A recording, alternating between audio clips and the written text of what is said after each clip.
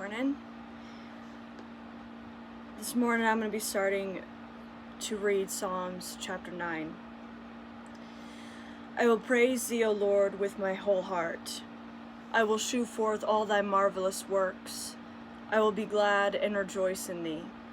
I will sing praise to thy name, O thou most high.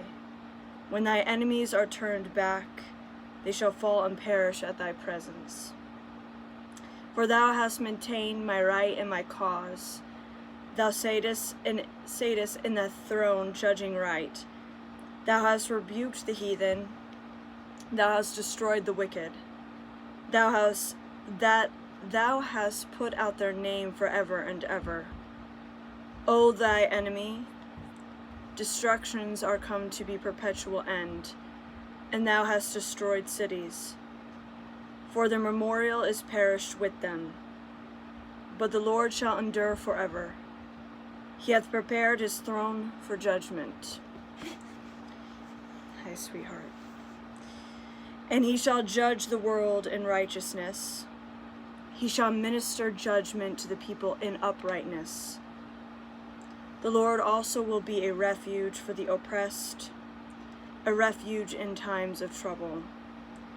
And they that know thy name will put their trust in thee. For thou, Lord, hast not forsaken them that seek thee. Sing praises to the Lord which dwelleth in Zion. Declare among the people in his doings. When he maketh inquisition for the blood, he remembereth them. He forgetteth not the cry of the humble. Have mercy upon me, O Lord. Consider my trouble which I suffer of them that hate me. Thou that liftest me up from the gates of death, that I may shew forth all thy praise in gates of the daughter of Zion. I will rejoice in thy salvation. The heathen are sunk down in the pit that they made, in the net which they hid in their own foot taken. The Lord is known by the judgment which he executeth. The wicked is snared in the work of his own hands, in Higgaion Selah. The wicked shall be turned into hell, and all nations that forget God, for the needy shall not always be forgotten. The expectation of the poor shall not perish forever. Arise, O Lord, let not man prevail. Let the heathen be judged in thy sight. Put them in fear, O Lord, that the nations may know themselves to be but men. Selah. That was Psalms chapter 9. Now we're going to do Psalms chapter 10. Why is it time? When Mommy feels like it needs to be done. I know. Okay. So you can sit here with Mommy, or you can play right over there. Okay. Pick your toys right there, okay, baby? Wait, this is hot. Honey, I gotta finish this, okay? So pick a thing of toys. Psalms chapter 10. Why standest thou afar off, O Lord? Why hidest thou thyself in thy times of trouble?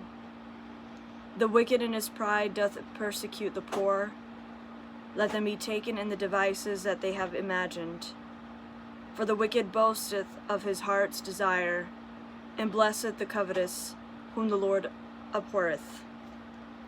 The wicked, through the pride of his countenance, will not seek after God. God is not in all his thoughts. His ways are always grievous. Thy judgments are far above out of his sight. As for all his enemies, he puffeth at them. He hath said in his heart, I shall not be moved, for I shall never be in adversity. His mouth is full of cursing and deceit and fraud. Under his tongue is mischief and vanity. He sitteth in the lurking places of the villages. In the secret places doth he murder the innocent. His eyes are privily set against the poor. He lieth in wait secretly as a lion in his den. He lieth in wait to catch the poor. He doth catch the poor when he draweth with him into his net. He croucheth and humbleth himself, that the poor may fall by his strong ones. He hath said in his heart, God hath forgotten. He hideth his face, he will never see it. Arise, O Lord, O God, lift up thine hand. Forget not the humble. Wherefore doth the wicked contempt God? He hath said in his heart, Thou wilt not require it. Thou hast seen it, for thou beholdest mischief and spite, to requite it with thy hand, and poor committeth himself unto thee. Thou art thy helper of the fatherless. Break thou the arm of the wicked and the evil man. Seek out his wickedness till thou find none. The Lord is king forever and ever. The heathen are perished out of his land. Lord, thou hast heard the desire of the humble. Thou wilt prepare their heart. Thou wilt cause thine ear to hear, to judge the fatherless and the oppressed, that the man of the earth may no more oppress. Psalms chapter 11. In the Lord put I my trust. How say ye to my soul, Flee as a bird to your mountain? For lo, the wicked bend their bow.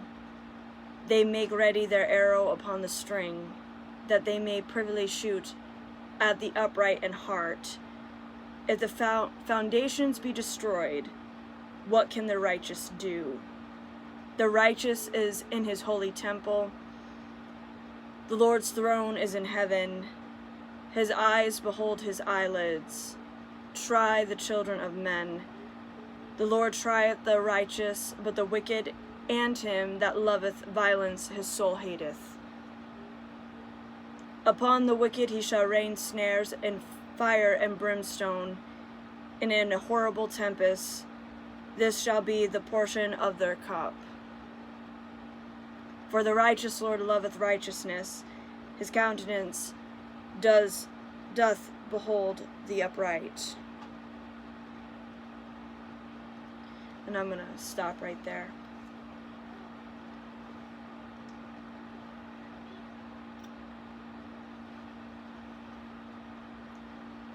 The book of Psalms was written by King David. And King David was a significant man of God because he had a heart after God. So the book of Psalms, the reason why it gives us this peace, hope, love, and joy in a certain manner is because you are literally reading the diaries of David through the book of Psalms. He is constantly giving God praises. He is constantly telling God his troubles. He is constantly in poeticness, if even that's a word. Oh, well, not poeticness. Well, poetry. Let's put it poetry. And prophecy also. And a lot of people, they might argue the prophecy part. But the thing is, through these memoirs or this diary of praises with God that David is doing, he is showing you what happens when you are constantly in prayer with God, when you are constantly praising him, when you are constantly believing in the impossible, when you are constantly putting God before everything else. Many times we don't understand that we aren't putting God before everything else. But when you do, all these things will fall together.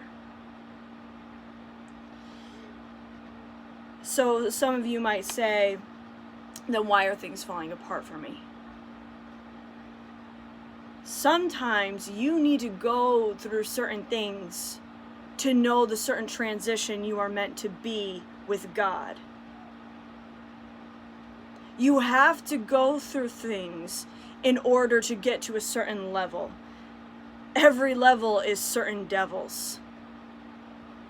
So if you have a certain calling on your life that you know about, or you know you have a certain anointing on your head, of course, God is going to prepare you in order to do these steps.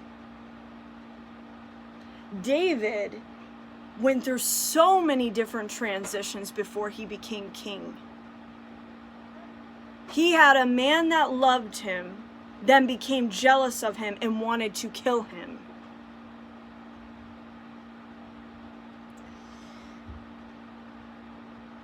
But with that being said, I'm going to end this video right here. And I believe one day I will go into the detail of the scriptures about these certain stories and about these men and women of God that show you their story through the Bible. And I want to put this as well. Every single story in this Bible is unordinary. Every story is unordinary. Your way of thinking is not how this story is going to come out.